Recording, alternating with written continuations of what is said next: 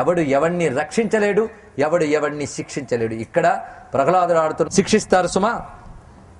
ఎప్పుడైనా సరే వాడు చేసిన ధర్మాచరణయే వాడిని రక్షిస్తుంది, వాడు చేసిన అధర్మాచరణే వాడిని శిక్షిస్తుంది. వాడు నిమిత్తం అయ్యాడు తప్ప అసలు సుఖదుఖాలకి నీ యొక్క కర్మ కారణం. ఇక్కడ కర్మ సిద్ధాంతం చెప్తున్నాడు, కానీ సరిగ్గా మనం కర్మ సిద్ధాంతం అర్థం చేసుకో. ఎవడి కర్మ కొద్ది వాడు జరిగిందంటే భారతీయులందరూ కర్మ కంటగట్టేస్తారండి, అందువల్ల ప్రయత్నం చేయరు అన్నారు. దేని కంటగట్టారు? కర్మ కంటగట్టారు, అంతేగాని దేవుడు కంటగట్టలేదు.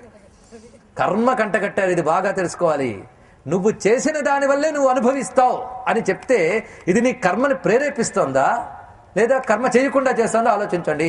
కర్మ సిద్ధాంతాన్ని ఎంత చక్కగా అర్థం చేసుకోవాలో ప్రహ్లాదుడి మాట సరిగ్గా అర్థం చేసుకోండి. అర్థం చేసుకోలేకపోతే హిరణ్యకశిపుడి గతి పడుతుంది. వాడు అర్థం చేసుకోలేదు, ఇంత చెప్తుంటే అసలు పాయింట్ పట్టుకోలేపాడు. ఆయన ఏ తత్వాన్ని చెప్తున్నాడో గ్రహించలేక, విష్ణువు అంటే ప్రహ్లాదుడి కాన్సెప్ట్ వేరు, హిరణ్యకశిపుడి కాన్సెప్ట్ వేరు.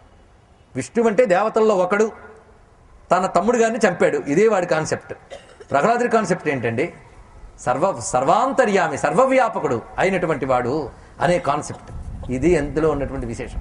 అందుకు ఈ మహానుభావుడు ప్రహ్లాదుడు ఎంత చక్కగా చెప్తున్నాడంటే వీళ్లతో, కర్మణా జాయతే సర్వం కర్మైవ గతి సాధనం తస్మాత్ సర్వ ప్రయత్నేన సాధు కర్మ సమాచరేత్.